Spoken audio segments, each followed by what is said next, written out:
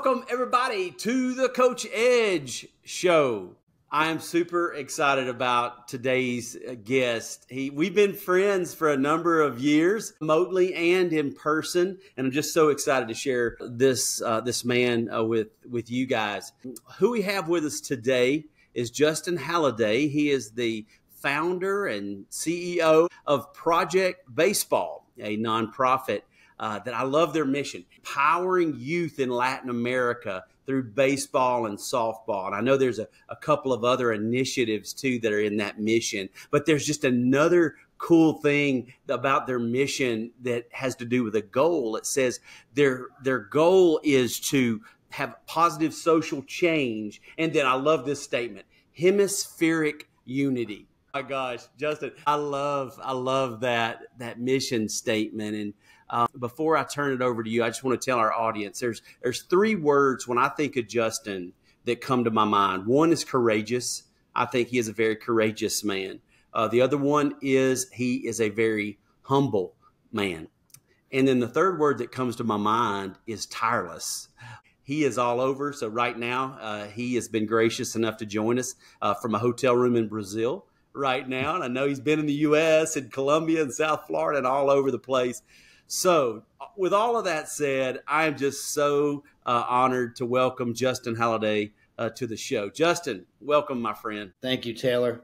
It's great to be with you. Thank you for having me. Thanks for reaching out. It's been a great several years working with you. And, when we first met in Madison, Alabama, and I picked up, 10 bags of gear and put them on a bus to go to the next place to pick up some more stuff. I knew that we'd be in touch for a long time. We have similar goals and beliefs and values. And so it's great to be here. And I appreciate the invite. Yeah. Awesome. I remember that day putting you on a bus with a bunch of baseball gear in tow. Wow, that's amazing. Another just testament to your tireless work and effort to make you said value aligned. You're so right, to make a positive impact on lots of young people, and yours is empowering youth in Latin America. Just love it. Okay, so why don't you kind of orient our audience with a little bit about you, kind of where you're from, just a little bit about Justin, and then we'll get into the work you're doing. Great. Well, I was born in Pennsylvania, suburbs of Philly. Played baseball, as you can imagine. It really just kind of fell in love with the sport. It was my life for many years. Unfortunately, I had to stop playing after high school because I had my shoulder issues. So that was a big loss in my life, and something that came back to benefit me later in life, as you can imagine. Mm-hmm. So I went to college in West Virginia. While there, I realized, I had a passion for international culture and so forth. So I decided to study abroad in Spain, which was probably the best decision of my life. Learned Spanish, traveled Europe, came back, went on a study abroad program to Cuba, which just happened to pop up by the grace of God that year at our school. And that, of course, had a huge impact on me, which we can get into later. But where I really planted the seed for what I do now. And then decided that wasn't enough. So I went back to Spain and finished school another semester there. Graduated. I wasn't ready for a real job, so I sold my Chevy Blazer and flew to Brazil with $800 in the bank and to teach English. Met some folks, ended up working in the favelas, which are like the very low income communities on the hills, typically in Brazil. I'm sure you've heard of them. And that's where I kind of my eyes were open to the poverty, the degrees of poverty, the extent of poverty in this hemisphere. And it's where I started to kind of understand myself and maybe what path I could take in life to affect change in some of those areas. And then the story continues. I ended up coming back, worked in odd jobs for a while, and then decided to go to grad school to get my international MBA, at which point I studied in Brazil again. And that's when I started to formulate the idea for Project Beisbol. Gotcha. And then after that, I've been totally just doing this and traveling around and helping kids through baseball for 15 years. So that's when became pretty much, this at that point. So, Yeah, wow. That right there is an amazing journey from Europe to back here to Cuba and then back to Brazil and then serving in a very underserved and an impoverished area in Brazil in the favelas. And yeah, it's amazing. And you didn't even, there was a time you spent in Russia. I know that we've had that conversation before. And so, yeah.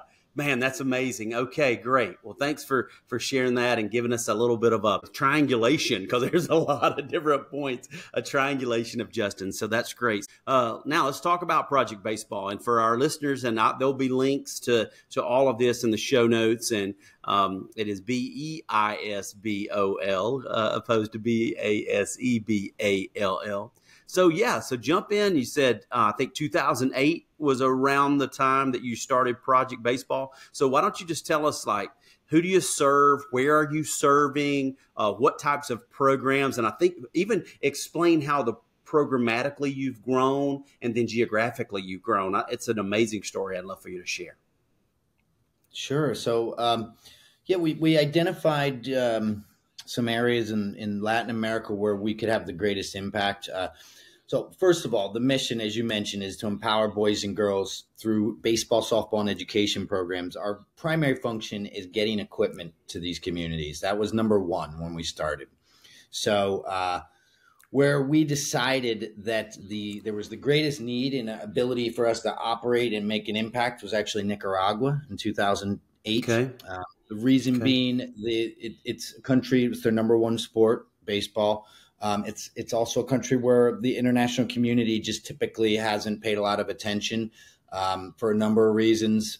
They tend to be more focused on the DR, Venezuela, in terms of sending support. There's a lot more attention to those countries.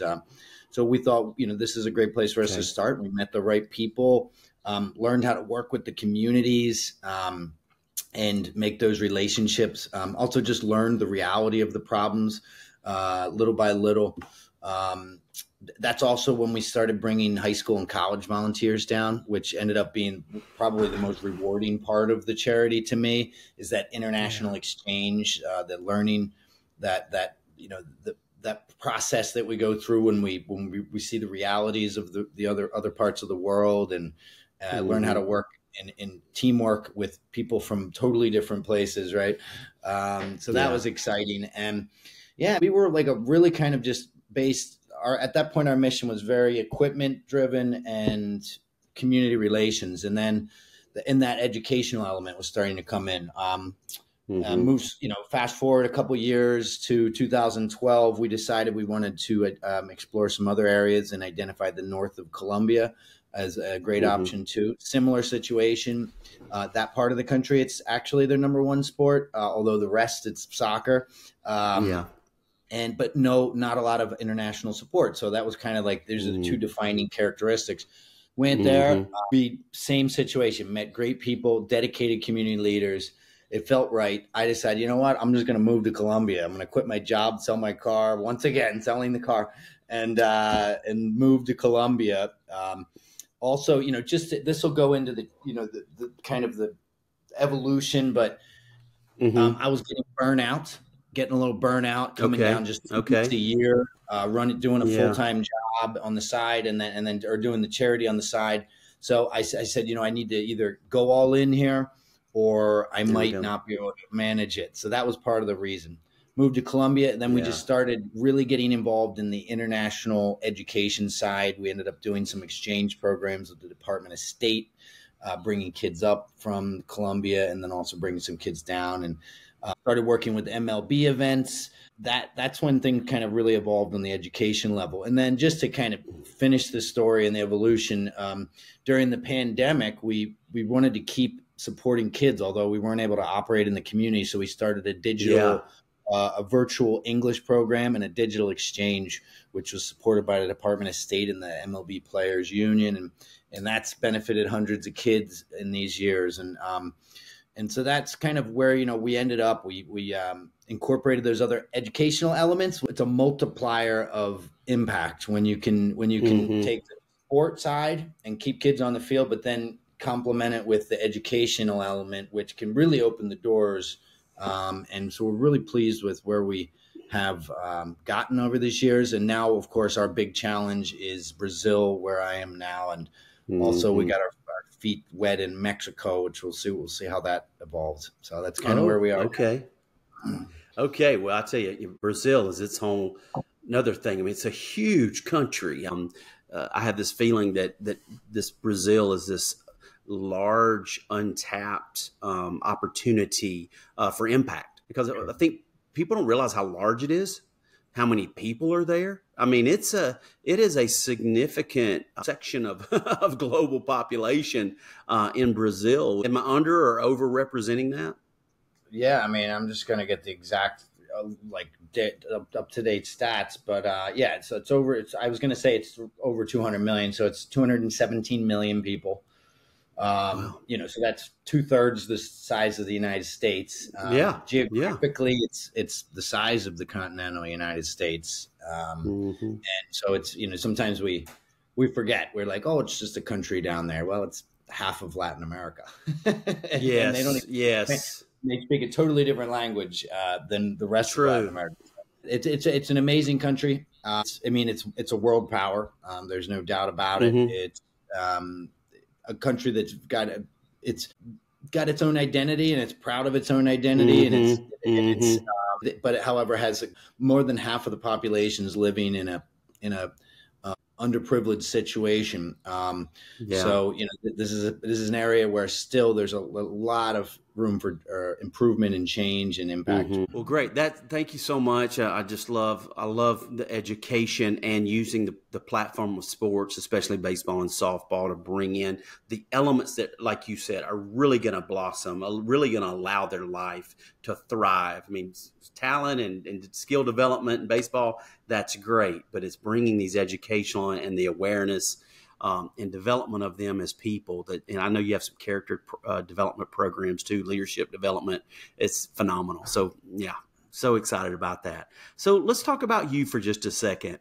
I had a simple question that said, what inspired you to launch Project Beisbol? But maybe take us, if you wouldn't mind, just in your own personal journey of, in your own mind, in your own heart, like, how did you make this decision to say, you know what, we got to do something? Yeah. It's multifaceted. As you say, you can't deny it. You can't kind of leave it out of the equation, the exterior element where just the disparities that seem not only unfair, but, illogical in a sense. There are a lot of big problems on Earth that we're solving. But, the fact that boys and girls can't get on a baseball field just seems like one of those problems we can solve relatively easily. That's right. Put our minds together, and collaborate. So that it was almost illogical to me in that sense. And then I just believe everyone has the right to explore their potential.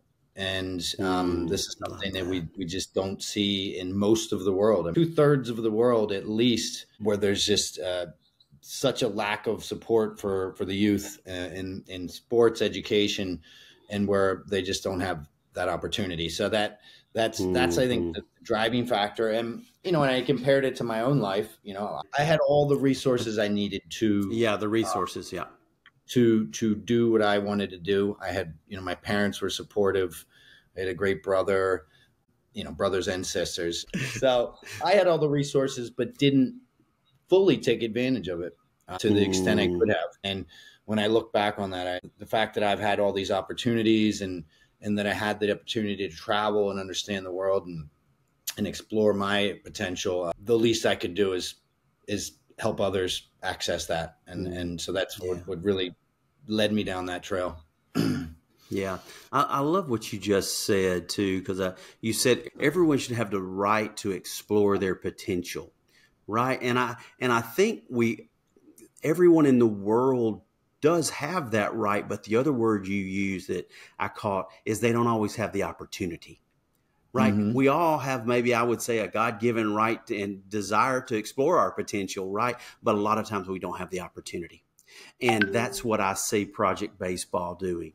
really providing the opportunity for so many of those young men and women to explore their potential. Man, I love that. It's very inspiring. So next question I have for you is also, this has been a journey, even before, like when you were traveling down and going, what I would say, because I run a nonprofit as well, I don't demean myself, but I have the tendency to say, like, when I used to have a real job, like, this is a real job. Both of you and I have real jobs, right? But there's this cultural thing where it's easy sometimes to say we used to have a real job, and that's when we were unsatisfied and burnt out, right? That's the real job, right? But so, and then there was a time when you were making that travel and you decided to go all in with it. And so 2004, when the seed started getting planted, how have you changed as a person besides just maturing? We're both getting a little gray in the chin, right? But how would you say that this experience has changed you as a person? I mean, I've had a long evolution. I think on a number of levels. I think one, just appreciating daily the blessings I have in my life. You know, even on the worst day, I've got it good. And, I think that's probably the biggest thing.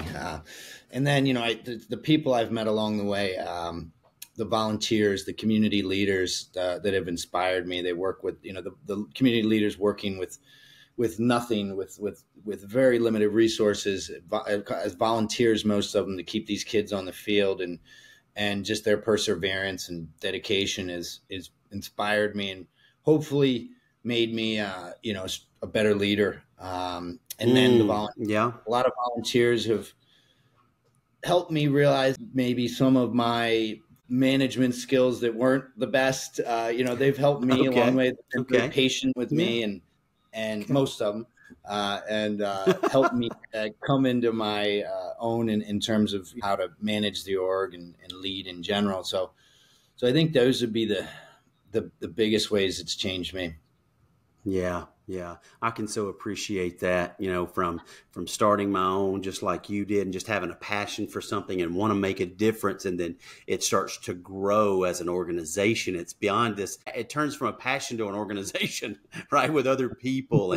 And myself, I learned a lot about my own leadership, and I grew a lot, painfully, in some of those cases, but I've learned a lot about myself too through the challenges of growing something that has impact. So I definitely hear you on that. I really appreciate you sharing that, and especially internationally, because I know you were trying to manage some volunteers in South Florida. Well, even in the United States, beyond South Florida, and with Colombia, and then it just is an international organization you got going on there. So that can be the challenges.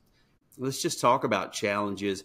I just wanted you to share some stories maybe about some challenges that maybe early on that you saw and you're like, oh my gosh, what are we going to do about that? And then you end up overcoming it. I would love to hear a few stories, if you can remember some, about some challenges and you were all going, oh man, how are we going to do that? And you did it, and maybe how you did it, a couple of stories, if you can think of some, and then maybe we'll talk about some present day challenges. Well, the first challenge was, how do we get equipment? That's exactly what was going through my mind. That was exactly that had to be a huge challenge. How are we going to get equipment into these places in Nicaragua?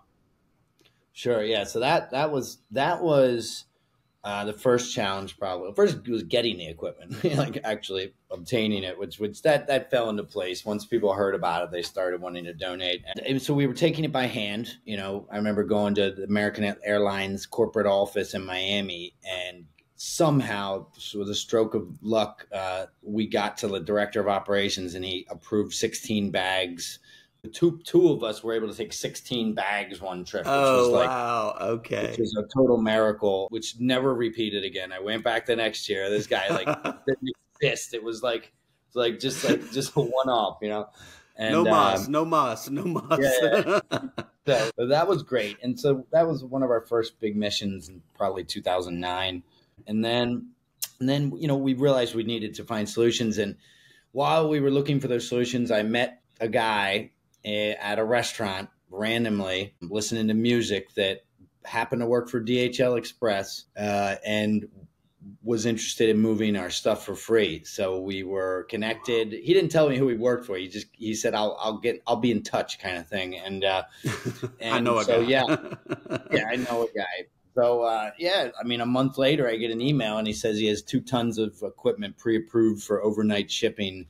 And they even paid the taxes going into Nicaragua. So that's kind of when we broke it open.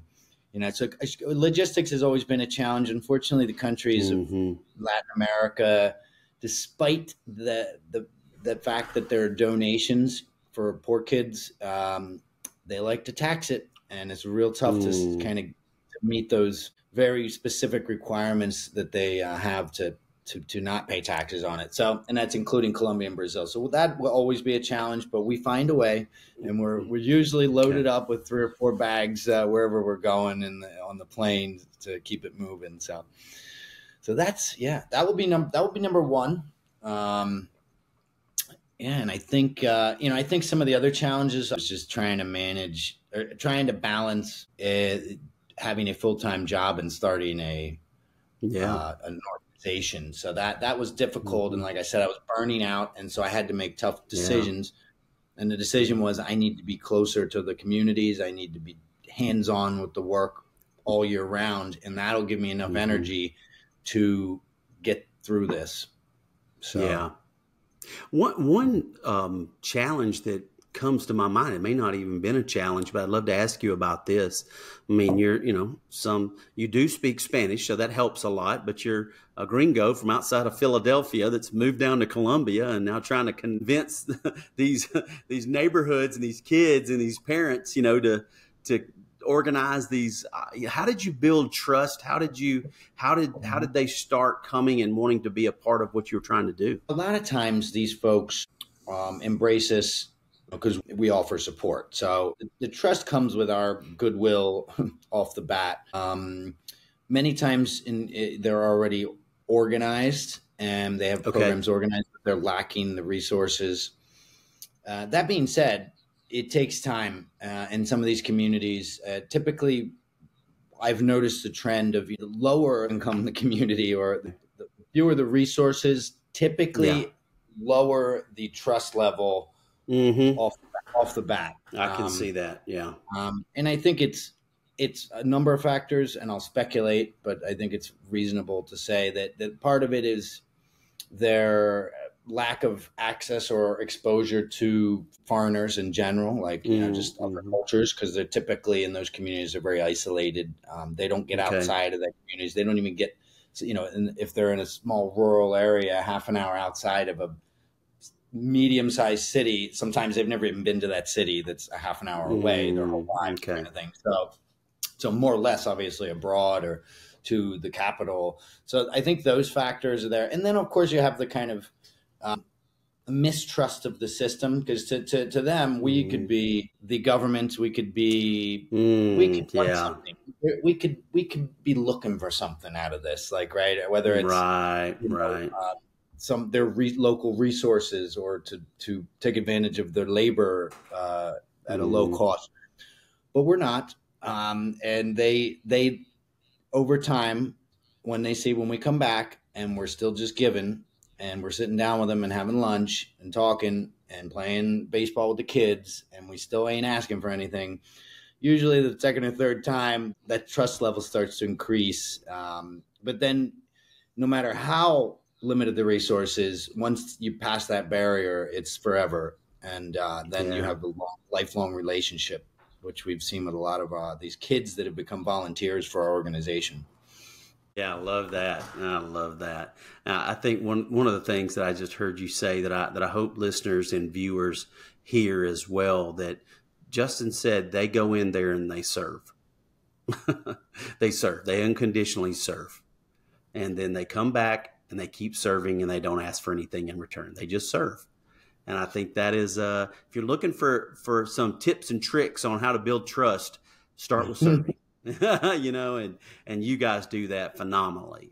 And you've told me stories, and I just want everybody to hear that. And when in doubt, serve. What are maybe now, so 15 years under your belt, you've overcome a lot of challenge, you've learned some things, you've grown the organization. What are some new challenges that you're facing now in 2024 as you look to continue your impact? So yeah, I believe, right now we're in a growth stage. Well, I guess we need to grow, or in order to kind of sustain the mission and also expand the mission. We've got the mission down. I mean, I think that the elements we have are right on. They're, time tested. They're making an impact. We have the right people. Like, we have a wonderful culture within our organization and around it. Yeah, with our partners like you. That's when you know you're doing the right thing, when you meet people like you, and you're on the right track. So for sure. So anyway, I think right now it's just, how do you scale an organization? We don't have we're not selling a product, so we're not going to have this kind of exponential income as we sell more product. We're selling hope. We're selling an idea, right? And that doesn't automatically bring in money. So you gotta go out and raise it. And that's not my strong point. And so I think that what we had to do, we have to take some risks and hire the right people to actually get out there and knock on the doors and talk to the people and really show them what we're doing. And so that's our challenge now, is really just scaling the organization. That means raising money, because you got to raise money to hire people. So so we're in that. We're going to hire a director of development. We just did. So he'll start next in 2 weeks. That's fantastic. Fantastic. So I'll keep doing what I do down here. What I do best is just in the community. And then he can really kind of talk to the folks and help build the capital we need to keep moving and grow. So that's where we are. Thank you for sharing that too, because I can relate to that one too. I love how you said, I'm not selling products, I'm selling hope. And at Season Builder, that's what we do. We try to find folks that are stuck, that have lost hope, to show them, to light a path, to give them direction and purpose, that they can stand back up and really see a future for themselves. And we don't charge for what we do, just like you. You just go in and serve. That's the same thing we do. And so I really identify with that challenge. And I love what you said. And I would tell viewers and listeners right now is Project Beisbol, they've got the programs down. They've got the relationships. They've got the programs. They've got the procedures systematically and personnel wise. Like, they know how to impact people. And it's a function. You got to put fuel in the car, right? And the fuel is the funds. Right? It just needs some more fuel. They've got a great car. It just needs the fuel. Even right now, if this story has even inspired you, for you to go to projectbaseball.org, so there's a donate button right there in the upper right. Partner with these guys. I mean, they're doing some phenomenal work. They have a phenomenal website, first of all, that will tell you everything you need to know beyond. But it's always good to hear it from the horse's mouth. And that's Justin, the founder, and his passion. And I would say that you don't have to even listen to the rest of this podcast. Hit pause and go hit donate because they've got it down. They're doing tremendous work. They just need fuel to continue to do it. So, I'll get off my commercial for you on that, but I believe it. I believe in it. And I've been a part now. While I have not, I have given a little bit of money, but I've partnered with Justin just personally in equipment. And so I ran some equipment drives at some local high schools, some youth organizations that we're in an affluent part of North Alabama. Kids have cleats and they have bats and they have balls and gloves they grow out of. You know what? Those balls and those gloves and those cleats can have a great place to go. Once the Johnny grows out of it at 8 years old up here, there's a great place down there that still got a lot of life in it. And so that's another way. Again, we'll talk about how folks can get involved. But that's where I first found out about Project Beisbol, was my own desire to try to help kids with these lightly used, mainly just grown out of equipment that has a lot of life and a lot of ability to instill hope in a lot of kids. Okay, so tell me what you're excited about going forward. Like, hey, we talked about the challenges, and we got challenges and all that, but Tell me, Justin, what are you excited about? Just maybe about the organization. I want to hear about that, but I want to, turn the switch back over to you personally too. Maybe what are you personally excited? So whichever one you want to go first with, but I'm interested in hearing two different perspectives about what you're excited about. So I'm excited about Brazil. And I think it's the final frontier of baseball. I think it's where baseball will kind of reach its climax, I guess we could say, as a sport, or maybe renaissance, we could call it. Okay, yeah. Baseball's had its ups and downs. Participation in general is actually down because you've got a lot of competition with other sports. Viewership is stagnant, I think. So, MLB is doing a lot of work to build the sport internationally, including in Brazil. And I just think that if we can get the grassroots initiatives going in Brazil, truly in the broader country, outside of the Sao Paulo area, I think it will catch wildfire. And I think it will be one of the greatest things that ever happened to the sport. I think that Brazil will be one of the leading countries in the sport in the next 20 years. And I think that international mix that exists there with the Japanese culture, the U.S. culture, and the Latino culture kind of converging through the sport. Three very distinct methodologies, philosophies and cultures kind of fused together to create the new baseball. I know it sounds radical, all right, but if this happens, fantastic. You're going to give me a call and be like, he said it on my webcast. Hey, we've got it. We got it recorded for posterity. This is the truth right here. Honestly, I've been watching Brazil, how it's evolved there. I've been passionate. I lived there 23 years ago, as I said. So it's something that's real special in my heart. And we just want to do our part. It's just part of it. MLB needs to do most of the work probably, but we'll do the work on the grassroots level in the communities, which otherwise the sport would not reach. And that's where we'll be. So I'm excited about that. And then personally, I just bought some land in Colombia for the first time. It's the first land or apartment, anything I've ever bought other than a car. And so that's exciting. I'm going to do some farming, some organic farming. And build a baseball field in the middle of it, kind of Field of Dreams style. Where you can come and visit, bring some kids down one day and check it out. Fantastic. And that is exciting. Talking about you, apartment and land, it was ironic timing when you and I met. We met in late 2019.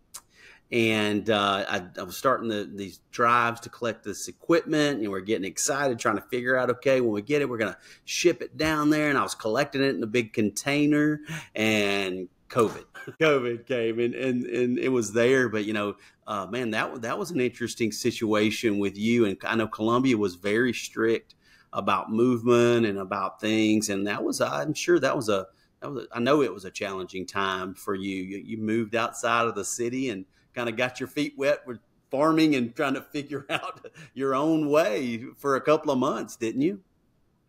Yes, this is true. I had a feeling they were going to shut the city down, so we had a van for the charity, and I loaded it up with 2 months of food and my bicycle, and decided to stay at a little farm for the weekend. And it turned out I was right. They did close the city down, and in fact, I couldn't come back to the city, so I was stuck at that farm for 2 months, which was actually, I'll be honest, they were 2 of the best months of my life. A lot of creativity. We ran a humanitarian food program for thousands of kids around the country while I was up there. Thank God there was internet. So yeah, maybe that was what planted the seed about the farm I just bought or the land I just bought. Yeah. So, it was a wild experience, and all I can say is that it was a tough time for everybody. I'm glad and blessed that my family was safe during it all. Yeah. But I send my best condolences to those who suffered during the pandemic. What a word, extremes, I guess I would say, because for some, obviously, that lost loved ones, that's one extreme. But the pandemic slowed me down. It stopped me. And that's where the creativity, I ended up writing Season Builder, which is our flagship personal growth program now with Season Builder. But if I would not have or the world had not stopped me, because I wasn't going to stop myself. If the world didn't stop me, I probably would not have taken the time and had the creativity, as you mentioned, to create something that now is having impact 4 years later. So yeah, it's a dichotomy, there between what the pandemic did in the world, but it unleashed some very positive things too.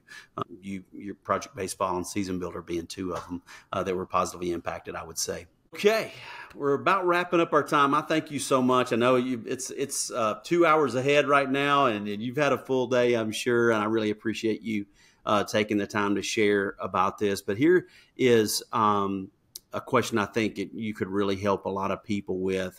What would you tell someone that is, what I would say, developing a passion, wants to make a difference in the world, but is scared or they don't know what to do? Maybe you found yourself somewhere in the early 2000s, starting in this same position. So what would your advice be? There's a young man about your age or a young woman about your age that's starting to get a passion, wants to make a difference, or scared, doesn't know what to do. What would be some advice that you would give them? Well, in my experience, I can speak from my experience that yeah, please do. That having started this organization really, I would say, not only changed my life, but maybe saved my life. I was not happy working in the kind of in the real world job or the real job that I had before. I wasn't fit for that. And we're all different. We're all fit for something, right? And I, by putting my passion for baseball and community together with, my passion for helping others, I was able to create something that not only helps other people, but it really has helped me in many, many ways. What I would say is this: sometimes you gotta take risks.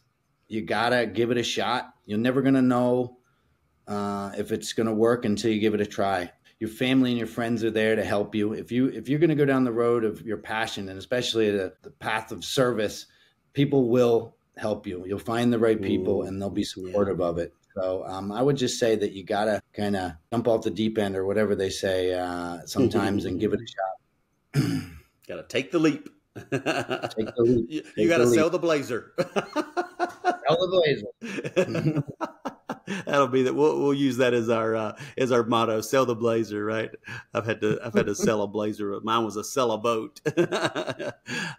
Man, that's great. I want to make sure I do not go past this, Justin. So anybody's listening, watching, how can we help? I'm going to put the links to the website, your socials. I'm going to put all those links there in the show notes so people will go be able to see that. But what would you say? How can they get involved? How can they help? Well, thanks, Taylor, for asking. And obviously, number one way to help out is equipment donations. You know that very well. Thanks. I wanted to make sure I give a shout out to James Clemens High School and Bob Jones High School, as well as 5 Star Baseball, who all donated a bunch of stuff, which I was able to take the great, most of it with me when I was there. And as you said, the pandemic, so we weren't able to get it all out that year, but we got a lot of it down to the kids, and it benefited hundreds and hundreds of kids. That's great. So we're very proud of that. And really, it's the lifeblood of what we do. So always receiving equipment donations. And then, of course, the money donations, as we talked about. We need the fuel for the tank. And then, another great way to help out is to volunteer. So that could be locally, whether it's doing an equipment drive or supporting us in some way, whether it be like in a social media capacity. Sometimes we have those opportunities. Or do an internship, a formal internship, whether it be through your university here, and could be you could support us from your university, or we do international internships where you come down for several months.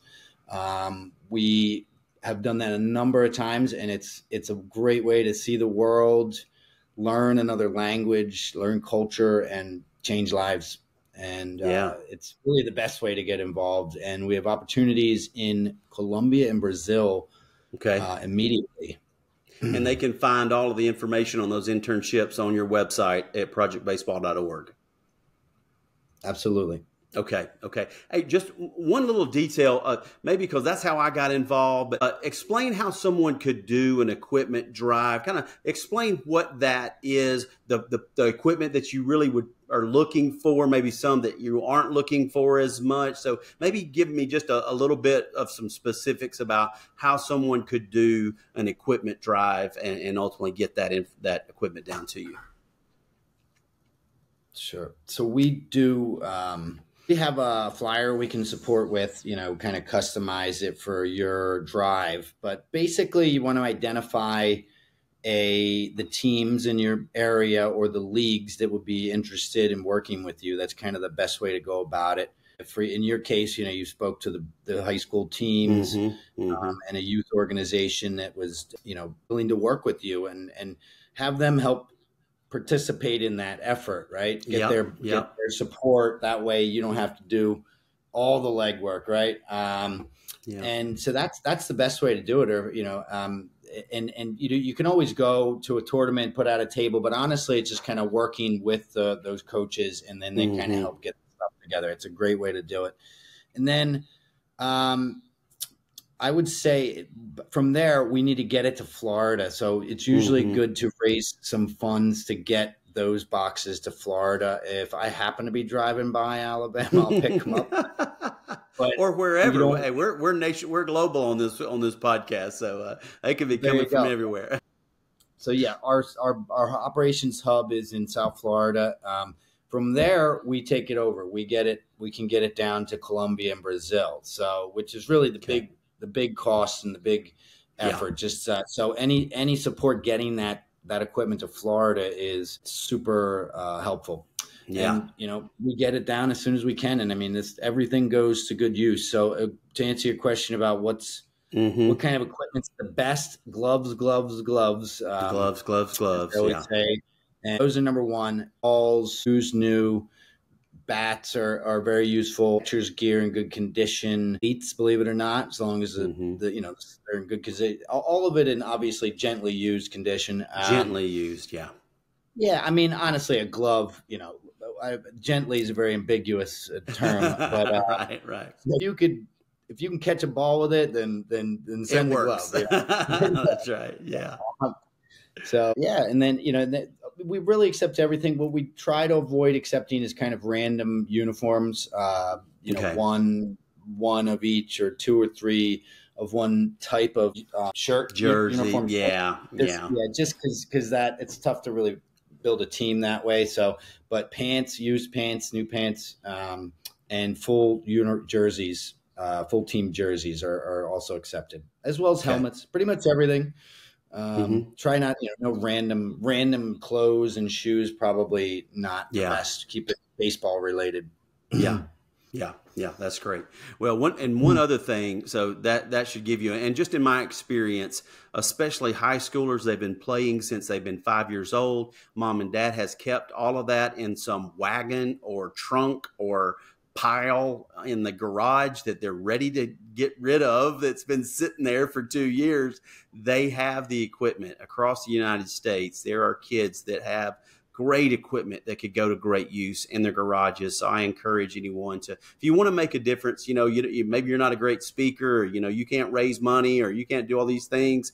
You can go to your local high schools in your area and ask them if they can ask their players in their programs if they've got equipment that they're not using anymore, they've grown out of. That you can do that. You can do that. So one last thing, and this has been great. Thank you so much, Justin, that I personally am excited about, and we're testing it, is I've created an app called Coach Edge. And it's really a life coaching app. It's really an app that can address real-time questions and concerns of developing young men and young women, young people, and coaches. And it's just amazing. It can speak Spanish. It can speak Brazilian or Portuguese. Justin has been very helpful in trying to pilot that down in Colombia and in Brazil. So I'm excited. We already have 3 athletes that have downloaded the app, that have used it a couple of times, and I know we're going to get some feedback on that. And I'm really excited to provide some resources. And it's not just sports psychology. It just could just be basic things of, how do I build my confidence back? Hey, how do I overcome mistakes? How do I not carry my problems I'm having at home out on the field? Or, then it could go beyond just personal challenges that they're looking for help from, that they may feel embarrassed or just not have a resource to go ask that question. That maybe we can get this Coach Edge app that can speak their language and help, even if it just helps one have a different perspective or gives them some ideas that they actually implement to elevate their life, then, hey, that's a win. That's a win. So I'm super thankful for Justin for allowing us to pilot that free app down with Project Beisbol. And I'm excited to see how we can grow it, how we can make some changes to it to make it more effective. So that's a cool thing that you and I are continuing to partner on, that I'm super excited. Absolutely. Yeah. I mean, I've been impressed and inspired by the work you've done with Season Builder and the Coach Edge app. I love it, and I've been using it from time to time, and I know that the kids I talk to that have gotten in there are enjoying it. So, we'll see what we can do to get it to more people, and I know it's going to mean it can be very meaningful and help save some kids in tough situations. So Agreed. I'm hoping we can get it to more. Yeah, agree. Well, awesome. Well, Justin, thank you, man. Thank you so much for what you do, who you are. You've been inspired to do such awesome work of serving. My audience out there, go check out Project Beisbol. Go check out Instagram. Go check out all the socials. See what great stuff they've got going on there. We didn't even talk about your partnerships with MLB Trust, MLB Players Association, Jed Lowry, how he's been so impactful. There's been some guys and gals get behind Project Beisbol like this. This is something significant, and I can't wait for it just to continue to grow. So, Justin, thank you so much for being on the show today. All right. Thank you, Taylor. Thanks for having me.